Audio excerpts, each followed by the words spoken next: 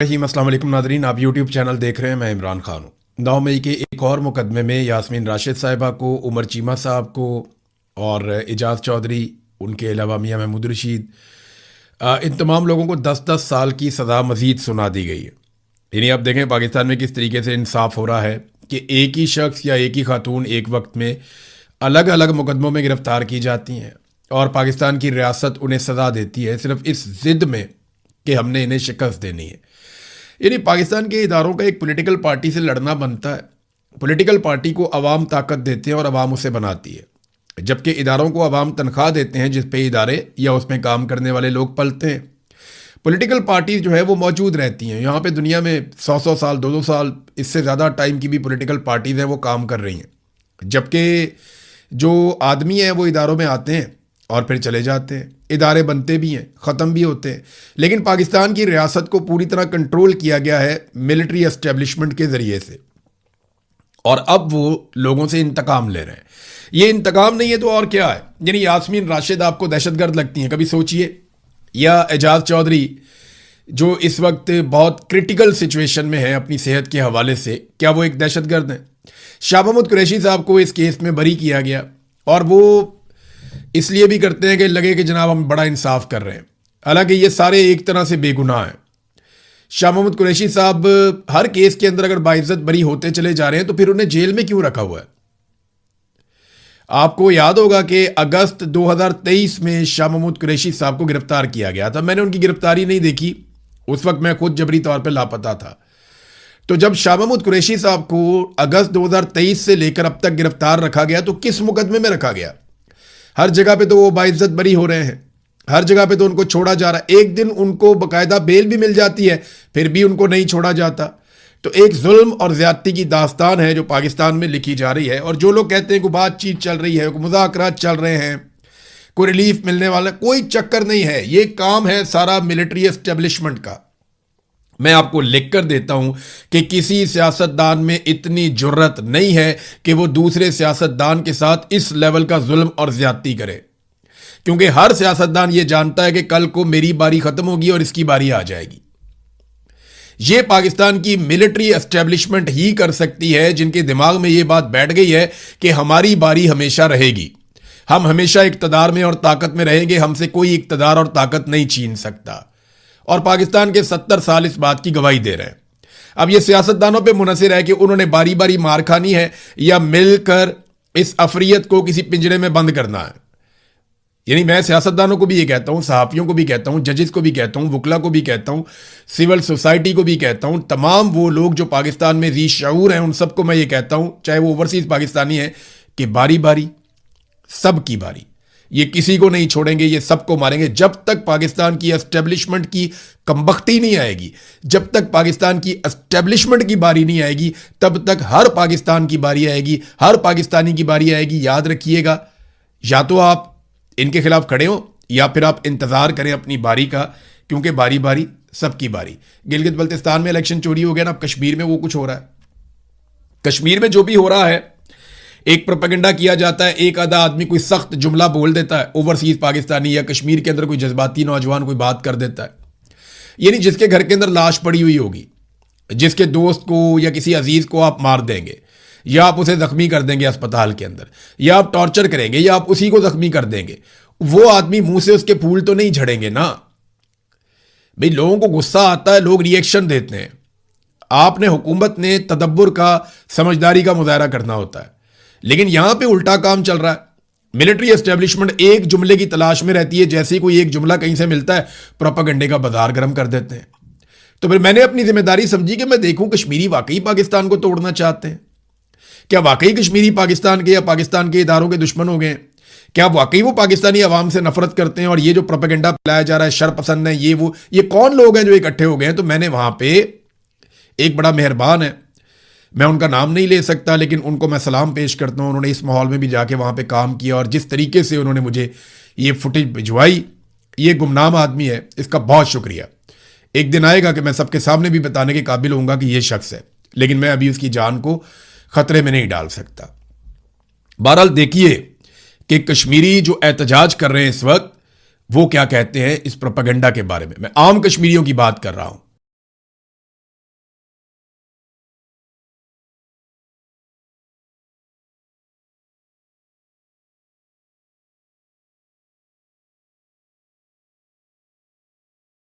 तो नादरीन, आपने आम कश्मीरियों की बात सुनी। आम आदमी की बात वैसे कौन सुनता है पाकिस्तान में? पाकिस्तान की एस्टेब्लिशमेंट का आम आदमी के बारे में रवैया इंतहाई तज़हीक आमेज है। वो बहुत बदतमीजी करते हैं, आम आदमी को ब्लडी सिविलियन वो कहते हैं और उसे समझते ही कुछ नहीं है। यानी हाई ऑक्टेन जो है वो अमीर आदमी का फ्यूल है, उसके ऊपर लेवी पता कितनी कम की है? 214 रुपए उसके ऊपर लेवी कम कर दी है। यानी उसको कितना बड़ा रिलीफ दिया है इन्होंने कि जनाब लेवी 214 रुपए कम कर दी हाई ऑक्टेन के ऊपर। जहाज का जो पेट्रोल है वो सस्ता किया, आम आदमी का पेट्रोल महंगा किया। ये पाकिस्तान के अंदर स्टेट ऑफ अफेयर्स है। गवर्नमेंट इस तरीके से चल रही है और ये टाउट हमें समझाते कि हैं और बयानिया किस तरह बनाते हैं कि जनाब देखें ना, पाकिस्तान के अंदर पेट्रोल अब भी अमेरिका से, बरतानिया से, पता नहीं कौन कौन से मुल्कों से सस्ता है, वहां पे पेट्रोल ज्यादा महंगा बिकता है। और भाई वहां पे आपने अफोर्डेबिलिटी भी देखनी होती है। एक तो आपने ये देखना होता है वो कितनी दूर से खरीद कर ले जा रहे हैं, फिर आपने ये देखना होता है कि उनके लोगों की फीकस आमदन कितनी है। जितना पैसा एक पाकिस्तानी पूरे महीने में नहीं बना सकता, उतना पैसा यहां पे बरतानिया में एक आम आदमी, एक मजदूर जो है वो 4 या 6 घंटे काम करके बना लेता है। अगर बरतानिया में 500 रुपए लीटर या इसके आसपास कहीं पे पेट्रोल की कीमत है या डीजल की कीमत है, तो पाकिस्तान से तो ज्यादा ही है। लेकिन सेम टाइम में आपको देखना पड़ेगा कि एक बरतानिया के अंदर रहने वाला शख्स 5 से 6 हजार रुपए पाकिस्तानी एक घंटे में कमा लेता है पाकिस्तान में किसी की इतनी कमाई? यहां पे तो लोग 2-3 दिन काम ही नहीं करते, जुमे वाले दिन जल्दी चले जाते हैं, हफ्ते एतवार को काम ही नहीं करते, वो पैसे खर्च करते हैं। इनकी इतनी ज्यादा कमाई है, पेट्रोल का खर्चा इनका तो इनको लगता ही नहीं है क्योंकि इनकी कमाई बहुत ज्यादा है। जब आपकी इनकम ज्यादा होती है तो फिर खर्चों की आपको परवाह नहीं होती। अगर आपने पाकिस्तान में लोगों के ऊपर महंगाई का जिन मुसल्लत करना है तो करें, जितना मर्जी करें, लेकिन लोगों की आमदन बढ़ाएं। आमदन बढ़ाने का कोई किसी किस्म का बंदोबस्त नहीं है, इसलिए पाकिस्तान के अंदर लोग ज्यादा इसके खिलाफ आवाज उठाते हैं। नादरीन, ख्वाजा आसिफ की भांजी जो है शिजा फातिमा, उसके कारनामे ने कमाल कर दिया। पाकिस्तान में हर तरफ रोला पड़ गया। शिजा फातिमा ने कार्रवाई ये डाली, अजीबोगरीबी बिल पास करवा दिया पकड़ के, और ये जनाब पहुंच गया सेनेट में। अब मैं हैरान हूं, इस किस्म के नालायक लोग फॉर्म 47 पे इकट्ठे करके जर्नैलों ने पहुंचा दिए हैं असेंबली के अंदर कि किसी को ख्याल ही नहीं आया कि वो क्या चीज पास कर रहे हैं या किसके ऊपर बात कर रहे हैं। ये ख्वाजा आसिफ जो पाकिस्तान के वजीर दिफा हैं, इनकी एक भांजी है शिजा फातिमा, उसको भी लगाया हुआ है यहां पे मिनिस्टर आईटी का, और आईटी का कोई तजर्बा नहीं है। आईटी वो शोबा है जिसमें इंडिया इतना पैसा कमा रहा है, इतना पैसा कमा रहा है अपने नौजवानों के जरिए से हर महीने, जितना पैसा पाकिस्तान पूरे साल में नहीं कमा सकता, अपनी टोटल एक्सपोर्ट के साथ भी नहीं कमा सकता। वो अरबों डॉलर इकट्ठे करके अपने मुल्क में ले जाते हैं आईटी के जरिए से, क्योंकि उन्होंने प्रोफेशनल्स को लगाया। हमने किसको लगा दिया? शिजा फातिमा को। इनका कोई आईटी का एक्सपीरियंस नहीं है, चुप के ला देता, लो जी ये काम करेगी, क्योंकि ख्वाजा आसिफ की भांजी है। खुश करो ख्वाजा आसिफ को भी और उसकी भांजी को भी। उसने बिल किस तरह का पास करवा दिया, यानी बिल की साथ ही साथ ही मैं आपको बात बताऊं तो पीटीए का जो चेयरमैन है ना, वो एक रिटायर्ड जर्नैल है। जैसे बाकी इदारों में रिटायर्ड जर्नैल बैठे हुए ना, वहां पे पीटीए के अंदर भी एक जर्नैल बिठाया हुआ है, जनरल हफीज। अब उसको ये इख्तियार दे दिया गया इस जर्नैल को कि वो अपने ये जो टेलीकम्युनिकेशन इसके पास महकमा है, उसमें जितनी कंपनीज काम करती हैं नीचे, जो टैक्स देती हैं, इसके जरिए असर भी आती है ना, उनके जरिए से वो जिसकी मर्जी प्रॉपर्टी में बढ़ जाए। यानी ये सहूलत दे दी गई कि जिसकी मर्जी प्रॉपर्टी में जाके तुम खंबा लगा दो, जिसकी मर्जी प्रॉपर्टी में तुम तारे बिछा दो। ये इस जर्नैल को चादर और चार दीवारी का तकद्दुस पामाल करने का पूरा इख्तियार दे दिया गया। और जो बंदा अपनी प्रॉपर्टी का दरवाजा नहीं खोलेगा, ताउन नहीं करेगा तार बिछाने के लिए या खंबा लगाने के लिए, उसको 5 करोड़ रुपया जुर्माना भी हो जाएगा, उसको कैद भी कर देंगे।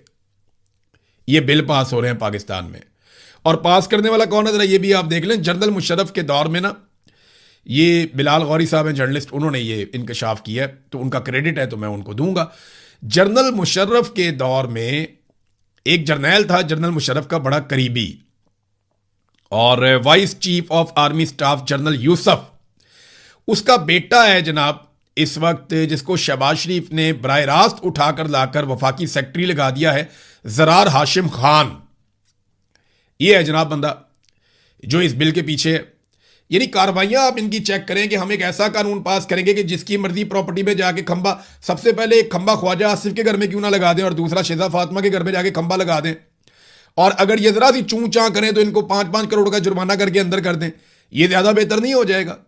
इन्होंने मजाक बना दिया पाकिस्तान को, यानी मुखालिफिन को कुचलने के लिए एक और हरबा। ये यार ये बंदा पसंद नहीं है, ये लाओ एक खंबा उधर जाके। ये इस तरह की कार्रवाइयां हैं। और हर महकमे के ऊपर अपना जर्नैल बिठाया हुआ है ताकि जब जरूरत पड़े बवक्ते जरूरत काम आए। जब कहें जनाब ये कार्रवाई डाल दें वो डाल देता है, जब कहें इंटरनेट बंद कर दो वो बंद कर देता है, जब को मोबाइल बंद कर दो वो बंद कर देता है, जब को फलानी कंपनी का बाजू मरोड़ दो मरोड़ देता है। वो जो उसको कहते हैं ना वो वही करता है। तो इन्होंने जर्नैल इसीलिए रखे हुए हर जगह के ऊपर, क्योंकि मिलिट्री एस्टेब्लिशमेंट पूरे तरीके से पाकिस्तान पर राज करना चाहती है। अब पाकिस्तान पीपल्स पार्टी को इसमें तकलीफ हो रही है गिलगित बल्तिस्तान में। वजह यह है कि पीपल्स पार्टी को लगता है कि ये इस्तेहकाम पार्टी की तरफ से आ गई। एक सीट भी इन्होंने नहीं जीती और 4 आजाद उम्मीदवार इन्होंने साथ मिला लिए, 2 इनको मखसूस मिल गई। ये 6 सीटों के साथ आकर बैठ गए गिलगित बल्तिस्तान की असेंबली में। ये आए कहां से? ये हैं कौन? इनका सियासी बैकग्राउंड क्या है? इन्हें कौन सपोर्ट कर? पीपल्स पार्टी को बड़ी आग लगी हुई है। तो मैं सिर्फ इतना बताऊं बिलावल को कि जनाब बिलावल साहब, ये है ब्रूट मेजॉरिटी। अभी आपने सिर्फ उसकी झलकी देखी है, ब्रूट मेजॉरिटी की। अगर आपको कहीं फिल्म दिखा दी जाए ना तो आसिफा को और आपको सड़क पे घसीटते हुए आपके वालिद समेत ले जाके कैद तन्हाई में डाला जाए, फिर आपकी पार्टी के जो अहम तरीन लोग हैं उनके मुंह के ऊपर काले कपड़े डाल के उनको अदालतों में पेश किया जाए और कई कई महीने उनकी पेशियां ही ना लगें, उसको कहते हैं ब्रूट मेजॉरिटी। जब एमएनएज अगवा कर लिए जाते हैं, सेनेटर्स अगवा कर लिए जाते हैं, उसे कहते हैं ब्रूट मेजॉरिटी। जब असेंबली के अंदर नामालूम अफराद घुस जाते हैं और घुसकर कब्जा करके बंदे उठाकर ले जाते हैं, उसको बोलते हैं ब्रूट मेजॉरिटी। अभी आपने ना ब्रूट मेजॉरिटी का सिर्फ बे जो है ना उसका सिर्फ हल्की सी आपने झलकी देखी है, आपको आइडिया नहीं है। लेकिन वक्त आएगा क्योंकि बारी बारी सबकी बारी। खैबर पख्तूनख्वा की हुकूमत ने नादरीन बजट पेश किया, बेशुमार उन्होंने पंफलेट जारी कर दिए और ऐसा लग रहा है कि उन्होंने कोई अनोखा बजट पेश किया। तो मैंने जब थोड़ा स्टडी किया तो मवाजना सिर्फ पंजाब के साथ करते हैं क्योंकि पंजाब बहुत तरक्याती नुक्ता नज़र से बहुत शानदार सूबा है और बहुत आगे क्लेम किया जाता है कि जनाब यहाँ पे जो काम होता है वो कहीं नहीं होता। तो सेहत और तालीम के ऊपर बात करते हैं क्योंकि ये दोनों चीज़ें ऐसी हैं जिससे कोई मुल्क आगे जाता है, जहाँ पे सेहत का निज़ाम बेहतर होता है और जहाँ पे तालीम बेहतर प्रोवाइड की जा रही होती है। तो दोनों सूबों में से सेहत के ऊपर किसकी ज़्यादा तवज्जो है और तालीम के ऊपर किसकी ज़्यादा तवज्जो है, तो ये आप सुन लें। लेकिन क्योंकि मरियम नवाज कहती है कि शऊर से किसी का पेट नहीं भरता, हालांकि पेट तो जानवर का भी भर जाता है, और ये शऊर ही है जिसने इंसान को अशरफुल मखलूकात का टाइटल दिलवाया था। तो चले जरा थोड़ा सा मवाजना मैं आपके सामने रखता हूं। सेहत और तालीम के हवाले से जो बजट है खैबर पख्तूनख्वा में वो है जी 803 अरब, जबकि सेहत और तालीम के हवाले से जो बजट है पंजाब में वो है 1250 अरब। आबादी का फर्क मैं आपको बता देता हूं। 13 करोड़ की आबादी है पंजाब की और 4 करोड़ की आबादी है खैबर पख्तूनख्वा की।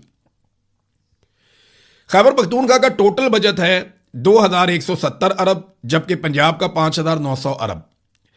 खैबर पख्तूनख्वा की हुकूमत ने तालीम और सेहत के ऊपर 37% पैसा खर्च किया है अपने बजट का, 37% तालीम और सेहत पे, जबकि पंजाब ने 21%, लगभग 21% पंजाब ने खर्च किया है तालीम और सेहत के ऊपर। देखिए कितना बड़ा फर्क है, आध आध का फर्क है कि इन्होंने जो पैसा खर्च किया। सेहत के ऊपर जो फी कस यानी हर आदमी को सेहत के ऊपर पंजाब क्या दे रहा है और हर आदमी को सेहत के ऊपर खैबर पख्तूनख्वा क्या दे रहा है ये भी सुन लें, क्योंकि आबादी के ऊपर ही आप डिवाइड करेंगे ना। सेहत के नुक्ता नज़र से एक आम पंजाब के रहने वाले शहरी को 3846 रुपए का वो हकदार है, यानी 3846 का बजट है एक आदमी के लिए पंजाब में, जबकि खैबर पख्तूनख्वा में यही 8375 यानी दुगने से भी ज्यादा उन्होंने सेहत में आम आदमी को रिलीफ दिया है। अब आ जाए तालीम पे। तालीम पे पंजाब ने फी कस 5769 रुपए रखे हैं एक आदमी के ऊपर, 5769 रुपए, जबकि यहां दुगने से ज्यादा पैसा रखा है खैबर पख्तूनख्वा ने 11700 रुपए फी कस। तो खैबर पख्तूनख्वा ने तालीम और सेहत के हवाले से एक अच्छा बजट पेश किया है और बाकी सूबों को इसकी तकलीद करनी चाहिए। जितना पैसा आप तालीम के ऊपर खर्च करेंगे, जितना पैसा आप सेहत के ऊपर खर्च करेंगे, पाकिस्तान उतना ही आगे बढ़ेगा। जितना आप तालीम और सेहत में पीछे जाएंगे, मुल्क खुदा न खास्ता उतना ही पीछे जाएगा। दुनिया में जो कौमें आगे गई हैं ना, वो शऊर के साथ गई, उनकी सिविक सेंस बहुत अच्छी है। जितनी गाड़ियां मैंने यहां पे एक शहर में चलती हुई देखी हैं, इतनी शायद पूरे पाकिस्तान में होंगी।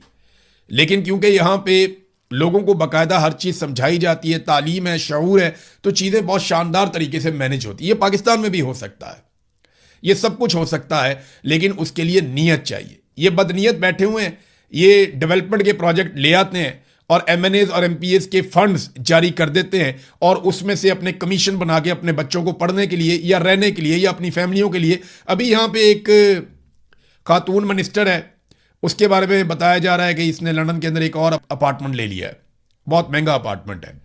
तो देखें ना, इनकी प्रायोरिटी ये है कि इन्होंने भाग जाना है पाकिस्तान से सबने, और हमारा पाकिस्तान वैसे ही रह जाएगा जैसा इतने सालों से है। ये बड़े बड़े जो मिलिट्री एस्टेब्लिशमेंट के लोग हैं, इनकी नौकरियां खत्म होती हैं, ये भाग जाते हैं पाकिस्तान से, अपने बच्चों को भगा देते हैं, फैमिली को भगा देते हैं, ब्यूरोक्रेट भी भाग जाते हैं, सियासतदान भी भाग जाते हैं, सब ने अपनी सेटिंग बाहर रखी हुई है। और हम पाकिस्तानी जो हैं वो या तो पाकिस्तान के अंदर मरने के लिए, तो या फिर दर बदर। अब तक के लिए इतना ही। अपना ख्याल रखिए, अपने चैनल का भी। अल्लाह हाफ़िज़।